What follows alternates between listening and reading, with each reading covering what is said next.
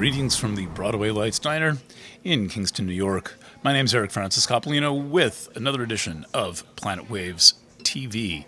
I haven't done a regular edition like this in a while. I've been off running around videotaping other people and things and having interviews, one of which with Melanie Reinhardt on the channel recently, and then a series of other more social conversation-oriented videos also on planetwaves.tv. Regular updates of STARCAST are at starcast.fm. Okay, let's jump in. Here is my topic. My topic is Venus retrograde. Venus retrograde begins on 12/19. I believe it ends on 1/29. Let's just verify that. I've actually cracked open my Raphael's Ephemeris of the Planet's Places for 2022. As time goes on, I use these less and less. Venus goes direct on the 29th of January. It stations retrograde on the 19th of December. That is coming right up, but we're well into the process right now.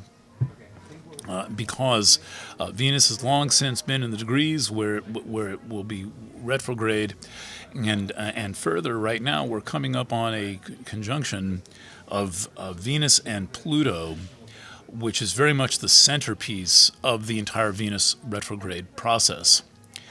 Venus is retrograde in the least of all the planets. It's retrograde about 8% of the total days. I think Mars is something like 9.5%. So, Venus is retrograde even less than that, 8% of all the total days. It's retrograde for about 6 weeks, about every 18 months. And so that's not very much. So they're all special. Things in astrology get props for how infrequently they happen, and this does not happen very often. So this is a special one in that it involves a series of three. Venus involves a series of three conjunctions to Pluto. As part of this, it makes the first conjunction on the 11th. Oops. Right there, can you see that alignment? I'm going to pull right in there and get as close as I can get. See that? See, I can't see what I'm doing here. I'm just looking at the cardinal cross chart on the back of this. But there's that conjunction, and that's the first of three, and it's warming up, man. It's right about to happen. It's only a few days off from the time I'm doing this, and it is a very slow conjunction because it's happening right around the time the Venus stations retrograde. So what we get at the beginning of this retrograde is a long conjunction of Venus and Taurus, Venus, ruler of Taurus, in Capricorn conjunct Pluto. So we get this thing here that looks a little meltdowny, maybe. It looks a little radically transformative. It looks a little personally transformative. It looks like doing the evolutionary work of Venus, whatever that means to you, and usually what it means to you is what the cosmos or what the Rita serves up in any given time.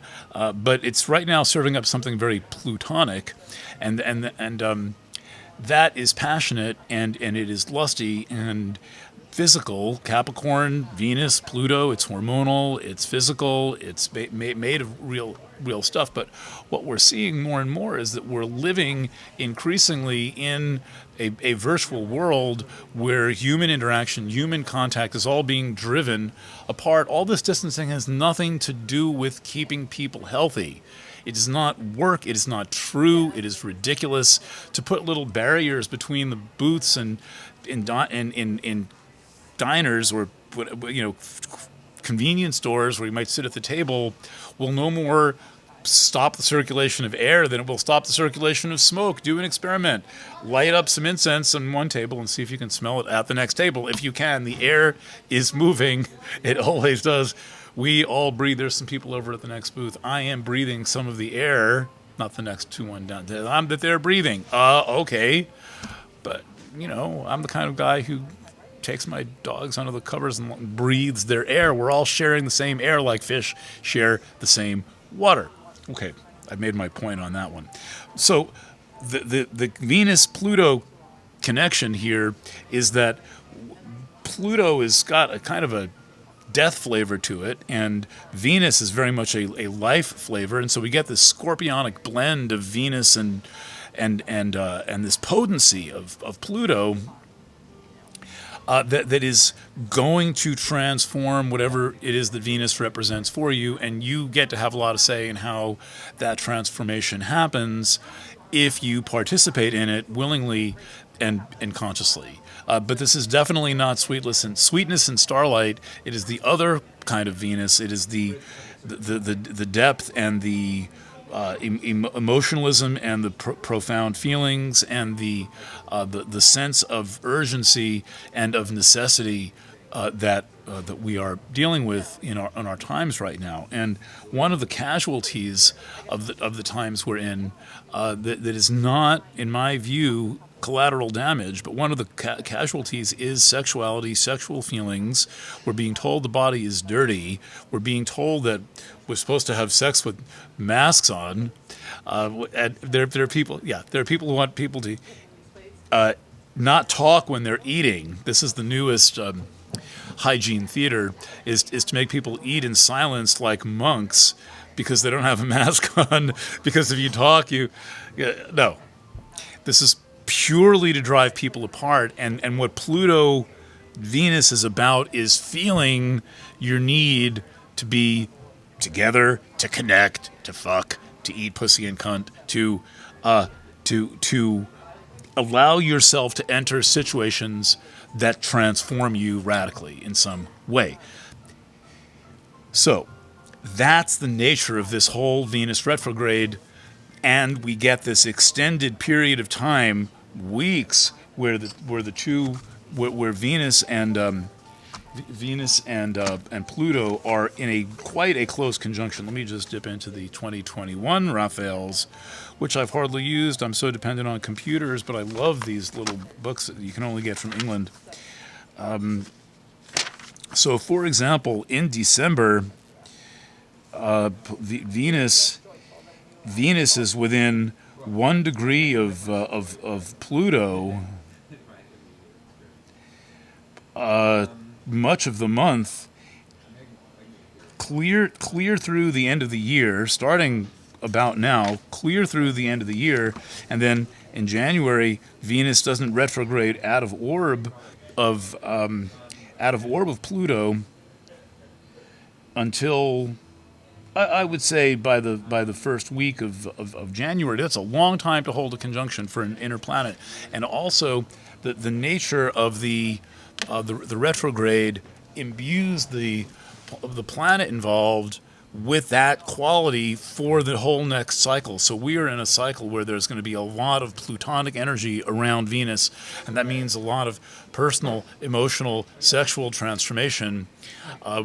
We are at a loss as a culture for how to do this. The condition of society is making me long for ridiculous things like Earhart seminar training, which would count as good therapy these days. Because at least it teaches a measure of self-awareness, and we're down to therapy. Where's my bullshit iPhone? Therapy being done by text message. Therapy being done by text. Are you freaking kidding me? Where's the sanctuary of the therapy space? Where's the loving presence of the therapist? And therapy done by SMS message, reducing it down. I would rather get therapy from a fortune cookie. I've had genuinely therapeutic moments from a fortune cookie, but it was a physical fortune cookie, and I cracked it open and read it and taped it to a book, and no, I didn't eat it because I have celiac. Even a little fortune cookie would make me pretty sick. So we are being called upon to go through this transformative process, this deep emotional process, with very little in the way to guide us. Now, Pluto would argue for, well, there is something instinctual going on. There's something going on where we can count on a transformation happening, but these things are often easier and better with a little bit of guidance. At least we have astrology to remind us that this is happening at all, so the few people who are conscious of astrology, and in particular with what this means in its broader sense, other than well, I'll have some fun I promise I will share clipping horoscope columns from around the time of this, and we'll look at horoscope columns and see how the sun sign writers interpret Venus conjunct Pluto, but only a few of them are going to get the depth of this process and the necessity to embrace lust, the necessity to embrace carnal desire. This is a cunty aspect. It is deep, it is feminine, it is hormonal, it is urgent, it is necessary, it is the biological force driving us to connect, driving us to crave one another.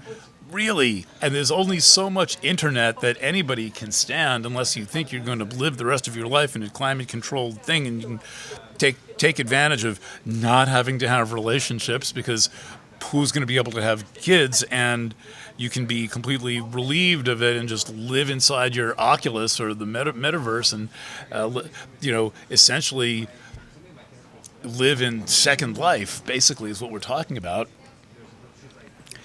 This is saying bring yourself back into the physical plane. Okay, I think I've made that point a couple of dozen times. I'll make it a couple of dozen more, I promise. Okay, so the Venus retrograde goes back to 11 degrees. Here's where it gets really good. Venus goes back to 11 degrees, stations direct on the 29th, and then it's going to take a little while, the last couple of days of January, on all of February, and the beginning of March, to recross the degree where it went retrograde right about that time. And then there's going to be something quite unusual happening, which emphasizes this theory I've been developing as I keep reading this chart over and over again. And that theory is based on this new thing, based on there will be that's why I've got Mars here, a Venus, Mars, Pluto. Can we see this? Let's turn it toward the light a little bit. There you go. Okay, now Venus. Sorry about that. Venus, Mars, Pluto conjunction, all exactly in the same place. The Venus, Mars, Pluto conjunction takes place on 3/3. So the three Venus-Pluto conjunctions are December 11th, Christmas, Venus only, and then on the 3rd of March, Venus, Mars, and Pluto. So this is saying that everyone is involved. Everyone is dragged into this in some way. We're all on this ride together, and all facets of our eroticism and of our sexuality are involved in this. It's nothing to leave out.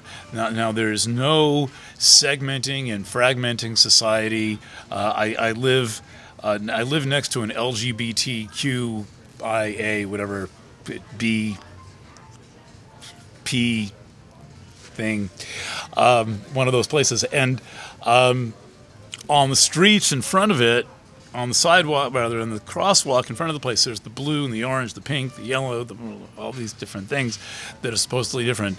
And I say, we are one humanity sexually. We have far more in common than we have apart. And all of this making political of and sectarian groups of this is eventually just going to melt into nothingness. It is completely a visage. We do not actually have all these differences we are said to have, and we are all to some extent gender fluid, bisexual, polyamorous.